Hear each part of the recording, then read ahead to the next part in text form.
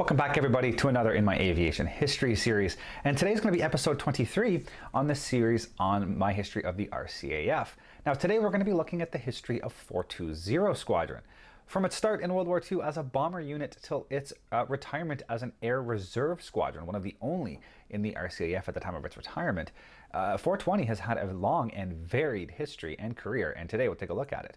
And as always, my name is Sean, and this is Sean's Aviation.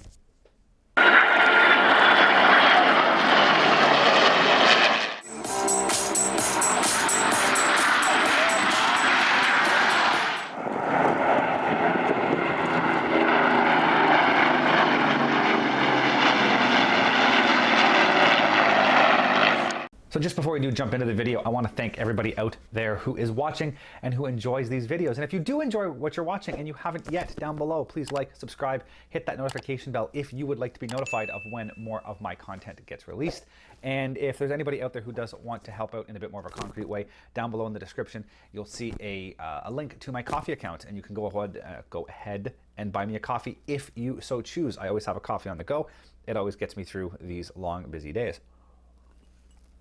But please don't feel obligated. I'm not here begging for money. I do what I do because I love doing it, and I take you along for the ride with me. So that being said, let's jump right into this video and we will see the history of 420 Squadron. 420 Squadron was formed on December 19th of 1941 as a bomber unit and was based at Waddington. It was the 18th unit formed overseas and the 4th Bomber Squadron. They were part of No. 5 Group and were assigned the aircraft code PT. They were assigned Handley Page Hamptons as their first aircraft and quickly began training up for ops.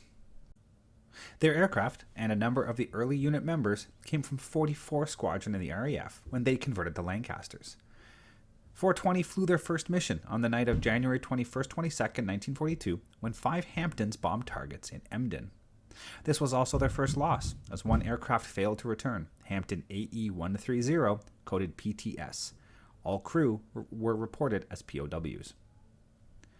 In April 1942, the unit was selected to convert to the Avro Manchester, and a number of aircraft were delivered to the unit before the Manchesters were withdrawn from service due to reliability issues with their engines, which were a Rolls-Royce Vulture X-type. With the Manchester out of the running, the unit adopted the Vickers Wellington Mark III, receiving the first units in August of 1942, and by the end of that month, all the Hamptons were gone. Around that same time, August 7th, they moved to No. 4 Group and relocated to Skipton-on-Swale. The first offensive mission with the Wellingtons were flown on October 13th, and on October 16th, the unit relocated to Middleton St. George. While there, on January 1st of 1943, the unit was moved over to No. 6 Group, the RCAF's heavy bomber group.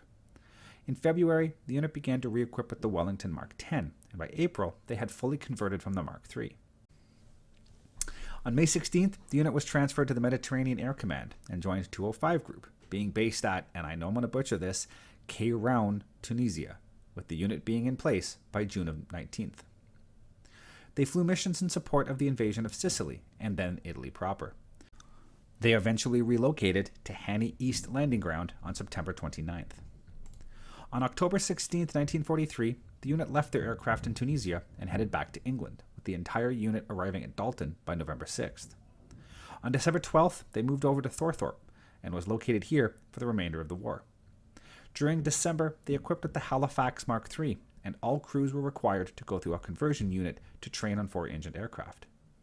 The unit flew their first offensive mission with the Halifax on February 15th, when 12 aircraft were dispatched to bomb Berlin.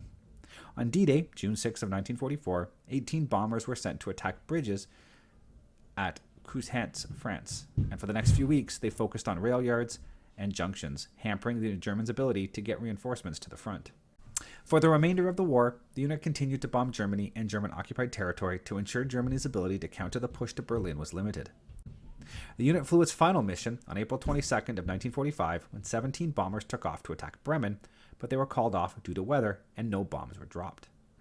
On April 23rd, the unit stood down to convert to the Lancaster Mark X, but the war ended before they had completed the conversion. The unit was selected to be part of Tiger Force, the Commonwealth commitment to the bombing campaign against Japan, and on June 12th, the squadron left England and flew their Lancasters back to Canada to start the training process for this next part of the war. The unit arrived at Debert, Nova Scotia on June 16th and began training and reorganizing for the requirements of bombing in the Far East. Before they were ready to go, however, the war ended and the unit was disbanded while at Debert on September 5th, 1945. During World War II, the unit flew 4,186 sorties with 22,820 operational hours amassed. It dropped 9,771 tons of bombs and was credited with 6 aircraft destroyed and 2 damaged. It suffered 65 aircraft lost with 84 crew killed, 228 missing, 6 POWs, 4 injured, and 2 safe. The post-war life of 420 Squadron started on September 15th of 1948 when the unit was formed as an auxiliary squadron at London, Ontario. It was assigned the squadron code AW and was assigned Harvard Mark IIs, receiving their first aircraft in August of 1949. In December of 1950, the unit received their first Mustang IV aircraft. In October of 1954, the unit received a few Silver Stars, but this did not last long as the unit was disbanded on September 5th of 1956, although I cannot find a reason behind the disbandment. The unit was once again reformed on May 1st, 1974 as an Air Reserve unit at CFB Shearwater, flying CP-121 trackers on anti-submarine warfare duties. They were partnered with the legacy naval unit VS-880 and shared their aircraft.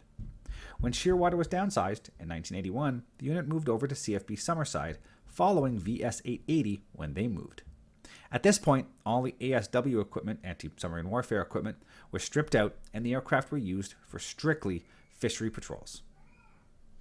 In 1991, CFB Summerside was closed, VS-880 was all but disbanded, and 420 Squadron moved back to CFB Shearwater for a brief time, before being officially disbanded on May 15th of 1995 when the CP-121 tracker was officially withdrawn from use. Now, 420 Squadron, over its course of its life, saw a varied fleet and a varied career and fulfilled a very important job for the RCAF, but is currently still sitting on the inactive list. Now, maybe in the near future, we'll see 420 coming back online with some of the newer aircraft the RCAF are buying. You know, there's the new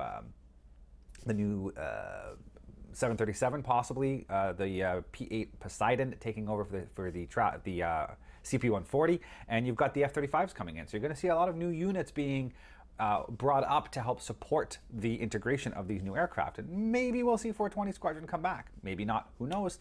That's just the way it works with the RCAF. But either way, thank you everybody for watching. We'll see you all next time.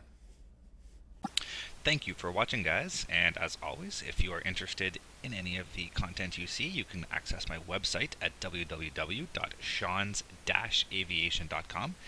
You can see all the latest pictures of aircraft and museums and the build logs of all of my current models and past models on that site.